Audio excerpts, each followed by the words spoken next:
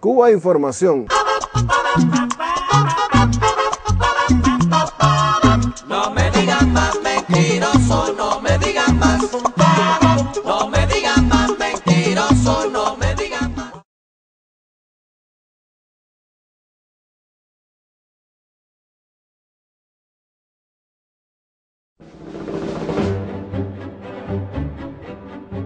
El diario El País es uno de los 5 grandes medios a los que Wikileaks confió la publicación de sus famosos cables de la diplomacia de Estados Unidos.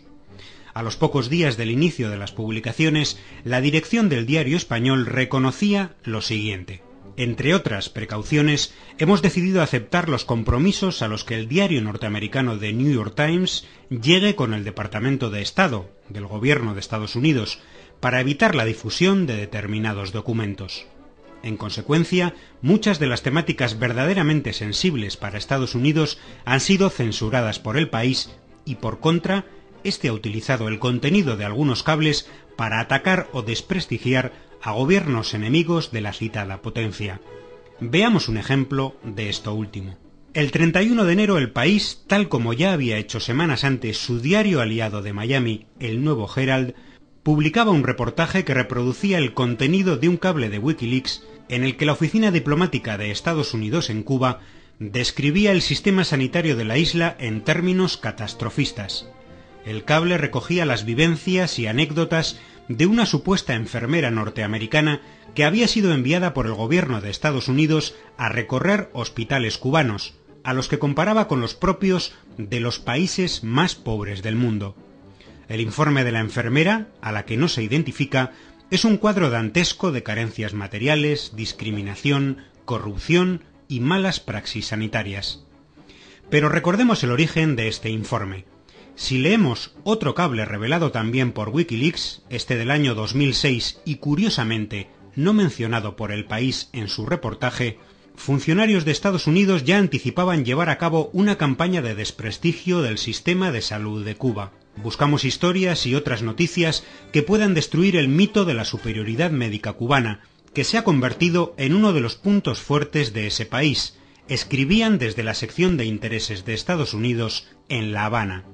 Al convertir en información la versión que sobre el sistema de salud de Cuba ofrece el gobierno de Estados Unidos, parece claro que el diario El País colabora con la citada campaña de desprestigio creada por la diplomacia norteamericana. Pero esta complicidad se hace evidente si tenemos en cuenta otros elementos. El cable en el que funcionarios de Estados Unidos anunciaban que se disponían a buscar casos de malas praxis sanitarias en Cuba se redactó como respuesta a la filmación en Cuba de la película Psycho, de Michael Moore, que deja muy mal parado el sistema de salud de Estados Unidos en comparación con el de Cuba y el de otros países. Curiosamente, El País no hace mención al contenido de este cable, que explica el porqué de las visitas a los hospitales de la enviada norteamericana y sus más que previsibles conclusiones. Sin embargo, sin venir a cuento, en el primer párrafo de su reportaje, El País menciona la película de Michael Moore, con las siguientes palabras.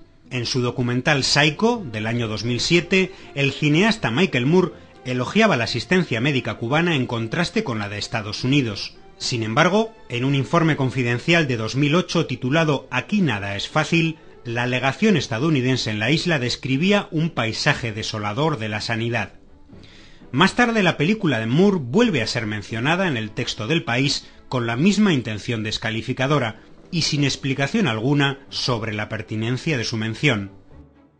La web Altereconomía publica un trabajo de Juan Torres y Alberto Garzón que realizan una interesante comparativa entre los sistemas sanitarios de Cuba y de Estados Unidos en base a informes de organismos como el Programa de Naciones Unidas para el Desarrollo o la Organización Mundial de la Salud.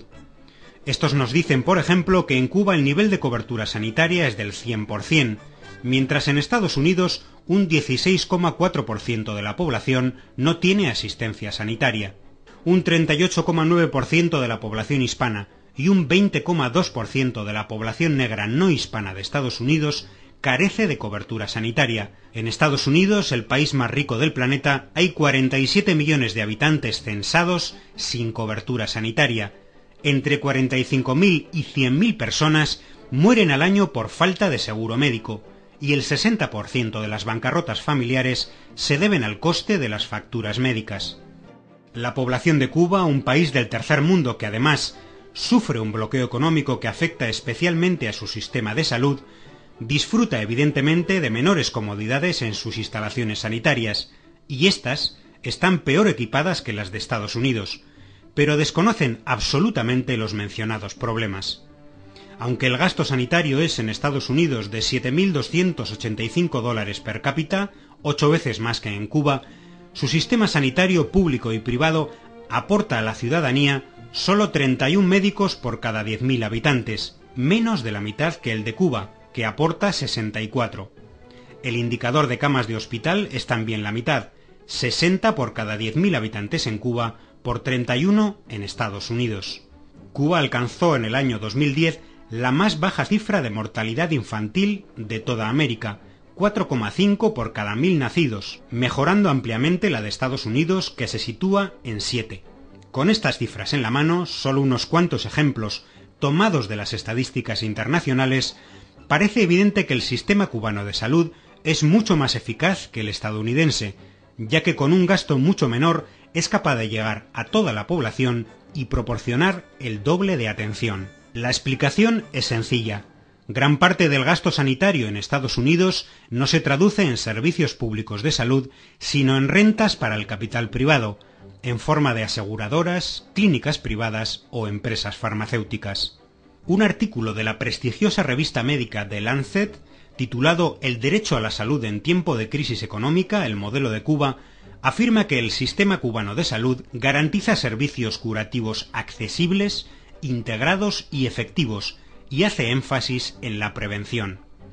Este último punto, el de la práctica de la medicina preventiva en todo el sistema, es imprescindible para explicar los positivos indicadores de Cuba y su bajo gasto sanitario. Saliendo del ámbito puramente interno, Cuba es además un paradigma mundial en cuanto a la cantidad y dimensión de sus programas de ayuda médica a centenares de países del tercer mundo. El nada izquierdista diario británico The Independent publicaba recientemente un artículo titulado «Los médicos cubanos en Haití hacen sonrojarse al mundo», en el que menciona, además del programa contra el cólera en Haití, donde Cuba cubre el 40% de la atención médica, programas de alcance internacional como la Operación Milagro, la Escuela Latinoamericana de Medicina, la Brigada Henry Reeb y otras.